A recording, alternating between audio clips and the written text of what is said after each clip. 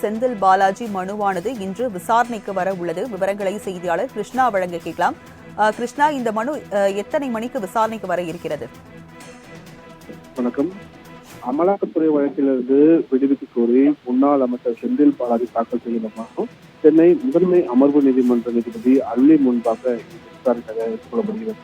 முன்னாள் அமைச்சர் செந்தில் பாலாஜி சட்டவிரோத பண பரிமாற்ற வழக்கில் கைது செய்யப்பட்டு சிறையில் அடைக்கப்பட்டுள்ளார். ஏற்கனவே 3 முறை ஜாமீன் கோரி சென்னை முதன்மை அமர்வு தாக்கல் செய்த மனுக்கள் தள்ளுபடி செய்யப்பட்டது. இதில் சென்னை உயர்நீதிமன்றத்திலும் 2 முறை தாக்கல் செய்யப்பட்ட ஜாமீன் கோரி அந்த மனுக்களும் தள்ளுபடி செய்யப்பட்டு நிராகரிக்கப்பட்டது. இந்த நிலையில் அடுத்த 3 மாதங்களுக்குள்ளாக செந்தில் பாலாஜி மீதான வழக்கின் விசாரணையை முடித்து அறிக்கை தாக்கல் செய்ய வேண்டும் என்று சென்னை உயர்நீதிமன்ற நீதிபதி அல்லி சென்னை உயர்நீதிமன்ற ஆனந்த் உத்தரவிட்டிருந்தார். இந்த நிலையில் அமலாக்கத்துறை வழக்கிலிருந்து தன்னை விடுவிக்க கோரி செந்தில் பாலாஜி தரப்பில் மனுவானது மீண்டும் தாக்கல் செய்யப்பட்டிருக்கிறது.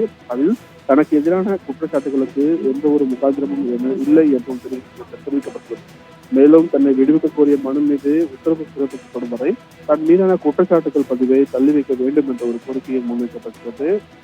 இந்த மனு சென்னை மாவட்ட முதன்மை அமர்வு நீதிமன்ற நீதிபதி அல்லி முன்பாக இன்று மீண்டும் விசாரணைக்காக எடுத்துக் கொள்ளப்படுகிறது.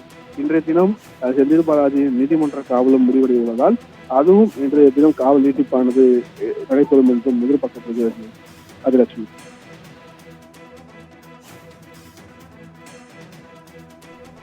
விவரங்களுக்கு நன்றி கிருஷ்ணா.